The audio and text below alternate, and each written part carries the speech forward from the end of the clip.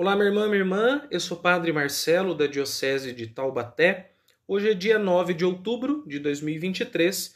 Vamos lembrar o que nós ouvimos ontem na missa, 27º domingo do tempo comum. No Evangelho, Jesus contava a parábola de vinhateiros que foram encarregados de fazer uma vinha dar frutos, e quando o patrão enviou pessoas para recolher os frutos, eles mataram esses empregados, inclusive mataram o filho do dono da vinha. E Jesus compara essa imagem da vinha que não dá frutos, que não retorna frutos para o dono, com o povo que não dava frutos para Deus. E termina o Evangelho dizendo que o reino de Deus vos será tirado, falava Jesus para os sumos sacerdotes e anciãos, e será entregue a um povo que produzirá frutos. O reino de Deus tem a ver com frutificar. Vamos meditar então sobre o que significam os frutos do reino de Deus a partir da ideia especificamente dos frutos do Espírito Santo. Bora refletir.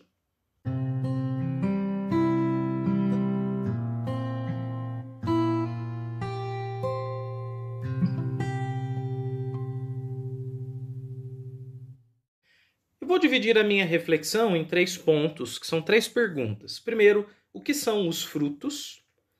Segundo, qual é a lógica que rege o frutificar? E por fim, como nós podemos dar mais frutos, já que o reino de Deus é isto? Primeiro ponto, o que são os frutos? É preciso lembrar uma coisa que a gente já falou em outras reflexões. Existem da parte de Deus para conosco pelo menos 3 grandes graças que Deus nos concede, que são os dons, os carismas e os ministérios. Dons são as graças concedidas para a nossa santificação pessoal, como, por exemplo, os dons teologais recebidos no batismo, fé, esperança e caridade. Os carismas são aquilo que Deus nos dá para nós colocarmos a serviço dos outros. Por exemplo, o carisma da fé é a capacidade de levar a fé para os outros. O carisma da caridade é a capacidade de praticar a caridade em larga escala, com alto impacto. E os ministérios são os serviços oficiais da igreja para a edificação do reino de Deus na igreja. Por exemplo, nós temos o ministério da catequese, o ministério da liturgia, o ministério dos músicos, cada um com a sua função de fazer uma parte na edificação do reino de Deus na igreja. Por que eu estou falando isso? Porque os frutos são o resultado dessas 3 coisas. Deus me deu dons, nos dá carismas e a igreja ele dá ministérios. E o resultado da prática dessas 3 coisas são frutos. Então eu posso ter frutos para mim, por exemplo, através da minha fé eu alcanço a graça da sabedoria de Deus. Mas notem que os carismas e os ministérios são frutos para os outros. É aquilo que Deus dá para a igreja e para o mundo através de nós. Então, frutos são isso. São o resultado desses grandes dons ou grandes graças que Deus concede a nós e à igreja. Uma segunda definição até um pouco mais assim conceitual, os frutos são o reino de Deus acontecendo na história de modo concreto. Então, por exemplo, o fruto da esperança, que é diferente do dom da esperança. O dom da esperança, aquele que eu recebi para que eu possa viver sempre com os olhos confiantes no futuro, confiantes naquilo que Deus prepara. Mas o fruto da esperança é aquele ânimo, aquele desejo de seguir em frente, aquela confiança que advém, por exemplo, da minha fé, ou que advém de uma pregação que eu escutei, ou que me ocorre por meio da catequese em que eu participo. É o resultado da prática dos dons, carismas e ministérios. Então, essa esperança é uma colheita que eu faço no ambiente da minha fé. E nesta colheita eu experimento o reino de Deus acontecendo na minha vida, na minha paróquia, no meu trabalho, na minha família. Os frutos são a concretude do reino de Deus. Agora, observem. Há frutos que são para nós, advindos dos dons. Mas muitos frutos não são para nós, são para os outros. E aí nós entramos no segundo ponto da minha reflexão. Qual é a lógica dos frutos? O que move o frutificar? É ser, sobretudo, para os outros. Porque o cristianismo, substancialmente, é um caminho de amor oblativo. É a capacidade de fazer algo para além de nós mesmos, para os outros. É que a nossa cultura é uma cultura do indivíduo e, especialmente, do individualismo, em que cada pessoa busca frutificar para si e algumas só para si.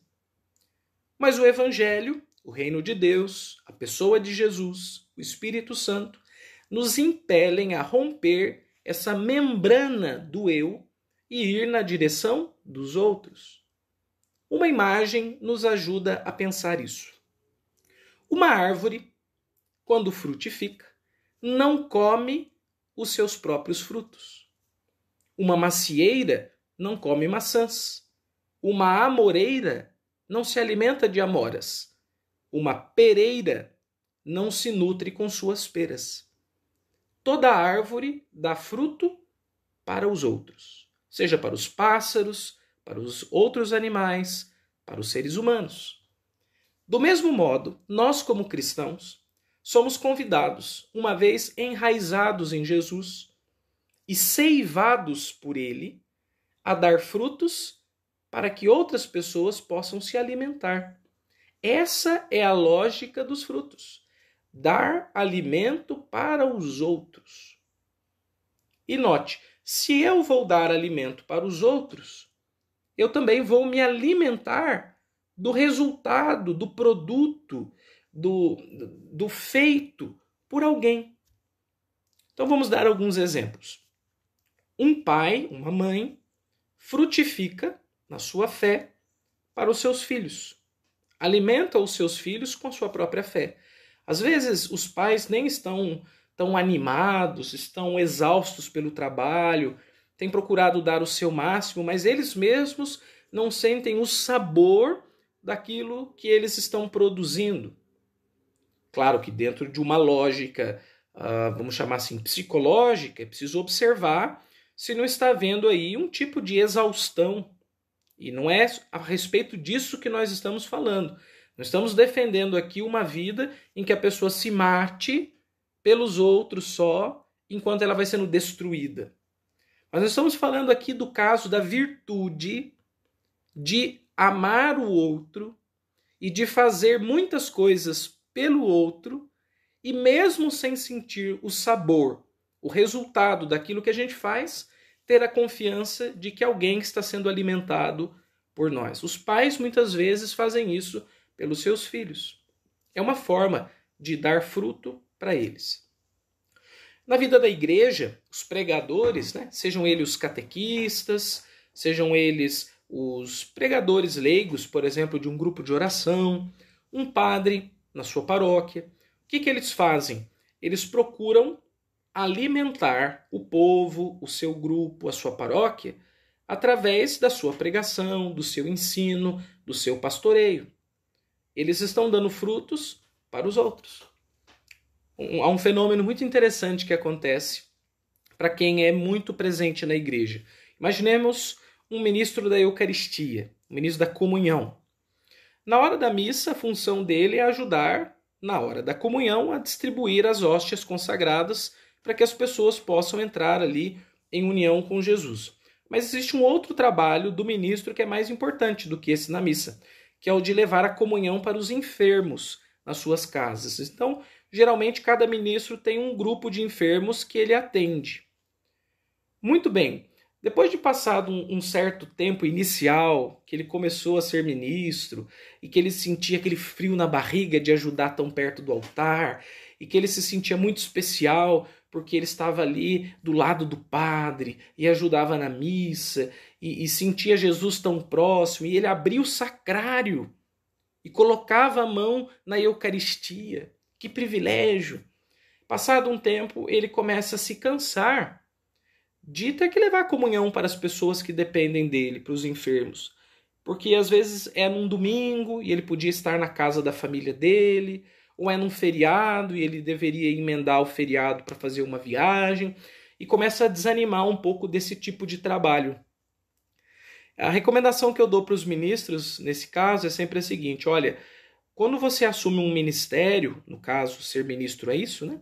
Da Eucaristia, então você está fazendo isso pelo outro. Você tem que buscar o seu alimento em Deus, não só no trabalho que você está fazendo, você vai buscar na sua oração, num retiro espiritual, participando de uma missa lá no meio do povo e não perto do altar. Por quê? Porque é o momento em que você vai cuidar da sua fé. Você será alimentado pelos frutos que os outros estão te oferecendo.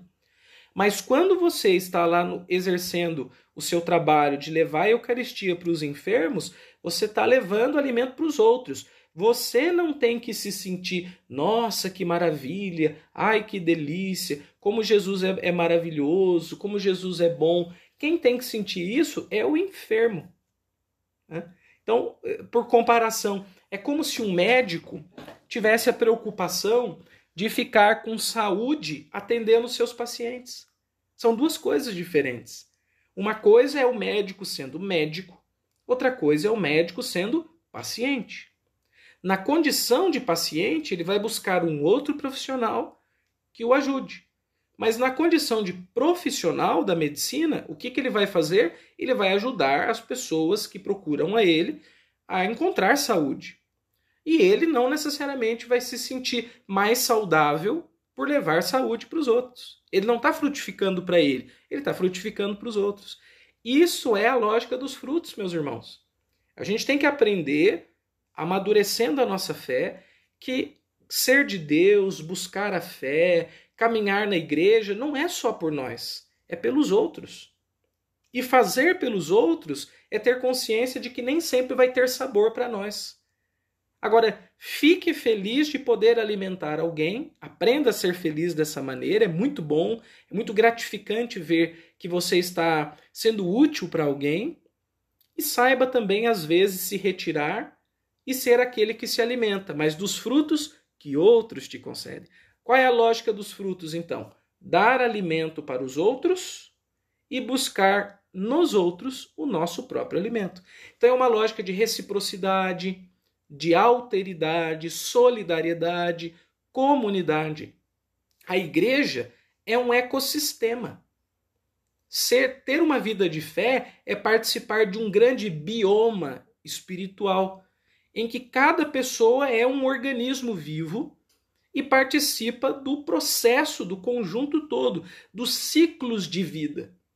Então você faz parte do processo que alimenta um outro, e o outro faz parte de um processo que alimenta você. É muito bom pensar dessa maneira, porque a gente rompe o individualismo e descobre ou redescobre o valor de viver juntos e de caminhar em comunidade. Quem me alimenta não sou eu. Quem me alimenta é meu irmão.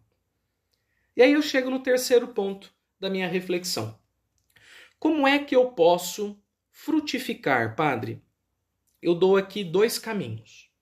O primeiro caminho é o cultivo. Você precisa cultivar como uma árvore tudo aquilo que você dispõe de talentos, de qualidades, de sentimentos, de ideias, de projetos. E aonde que uma árvore é bem cultivada? Ela precisa ter um solo favorável, ou pelo menos alguém precisa ir lá e criar condições para que ela tenha os nutrientes, a água, a sombra, o sol, inclusive um pouco de proteção contra alguns animais, para que ela não seja destruída e não tenha tempo de frutificar. É preciso cultivo. Cultivo significa cuidado. Mas onde eu posso cuidar dos meus talentos, das minhas capacidades, para que eu possa gerar benefícios para outras pessoas? Eu daria a sugestão, o caminho de você ter uma vida de igreja. O que é ter uma vida de igreja? é você frequentar, participar de um lugar, de uma série de rotinas de autocuidado espiritual. Um cuidado que vai fazer bem para você e vai fazer bem para as pessoas com quem você convive. Porque a igreja, ela é um ambiente de cultivo. Vamos usar uma imagem. Algumas pessoas mostram fotos interessantíssimas de regiões muito secas, desérticas. Por exemplo, no Oriente Médio, muitos lugares são deserto, mas por conta de uma tecnologia humana, já se criaram estufas e dentro da estufa surge uma vida que é tropical, mesmo sendo o ambiente externo um verdadeiro deserto de morte. Ora, o que é a igreja? A igreja é a estufa da nossa alma. Ela é o lugar no meio do deserto em que nós temos condições favoráveis de desenvolver o nosso melhor. Uma das grandes funções da religião durante a nossa vida, porque após a nossa vida, a função da religião é ir nos encaminhando para o céu. Mas e agora, já agora? A função dela é nos ajudar a ser bons, ser a melhor pessoa que a gente pode. E o nome disso no cristianismo é santidade. E como no trabalho, na escola, na rua, nem sempre a gente tem as melhores condições, então a gente cria um ambiente favorável para crescer, para se desenvolver. E o nome disso para nós é igreja. A igreja é a estufa do nosso ser. Um segundo caminho para frutificar é colocar-se a serviço. Porque assim, a gente se torna muito fecundo quando a gente começa a oferecer mais. A gente não pode esperar ter, vamos dizer, recursos suficientes para daí a gente começar a ajudar os outros. A gente tem que começar com o que a gente tem e fazer aquilo que a gente pode. O serviço melhora o serviço. A doação cria doação. Então, assim, a igreja tem que ser um lugar também que nos provoque a servir mais. Então, não espere assim, vou terminar a faculdade e depois da faculdade eu vou fazer um serviço voluntário. Ou então, nossa, depois, quem sabe, na minha aposentadoria eu me dedique para uma causa humanitária. Ou ainda, mas eu sou muito novo, eu estou agora no ensino médio e eu tenho muita coisa para dar conta de faculdade, de estudo, faculdade que está chegando, cursinho, eu tenho que focar mais em mim. Claro, cada etapa da vida da gente, a gente tem que estar muito atento às condições de possibilidade, né? Às vezes é mais possível numa época do que em outra, mas não existe época que não seja para serviço. Todo tempo é tempo de doação e toda pessoa tem condição de entregar algum fruto. Então, como frutificar? Comece a oferecer qualquer coisa que você é capaz de oferecer. Mas não fique fechado na sua bolha. Não fique esperando as condições ideais. Não aguarde as mudanças de fase de vida. Comece já a oferecer o que você pode oferecer. Com cultivo e com entrega, você notará que você vai cada vez mais oferecer frutos. Isso é participar do mistério da vida de Jesus. Há uma pintura, um ícone oriental muito bonito, que mostra Jesus como sendo o tronco de uma videira. É aquela passagem que ele diz, eu sou a videira, meu pai é o agricultor, vós sois os ramos, permanecei em mim para dar muito fruto. Então mostra assim, uma raiz e um pouquinho acima da raiz no tronco Jesus sentado. Ao mesmo tempo o tronco é o seu trono e Jesus é o próprio tronco. E de Jesus, da lateral dele, vão saindo vários ramos, galhos, e nas pontas dos galhos tem uvas, e sentados sobre os galhos os apóstolos. Por que isso? Porque os apóstolos foram os primeiros frutos de Jesus. Foi o que Jesus ofereceu para o mundo. Jesus foi embora, ele terminou a obra dele na história, a obra dele como ser humano encarnado, e ele vai continuar a obra dele agora pelo agir do Espírito Santo, depois da ressurreição. Mas ele não foi embora e não deixou nada. Ele deixou muitas coisas, deixou a igreja, deixou o Espírito Santo. e deixou os apóstolos. Olha que bonito. Então, quem são esses discípulos mais próximos de Jesus? São a primeira remessa entregue por Jesus ao mundo, à igreja. São os frutos dele. E nós? O que nós temos frutificado? Que pessoas têm se beneficiado daquilo que nós somos e fazemos? E mais, as pessoas que estão próximas de nós são também frutos daquilo que nós somos? Como Jesus, nós estamos germinando pessoas novas? É preciso pensar. Nossa missão é frutificar.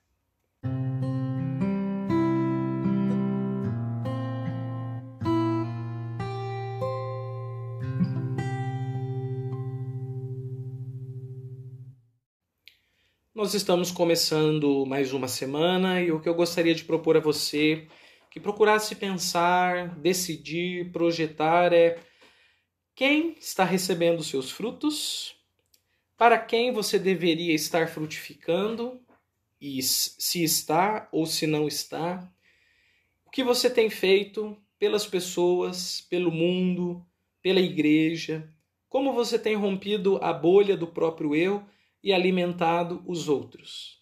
Lembre-se, ser uma árvore significa ofertar algo para alguém que não sou eu.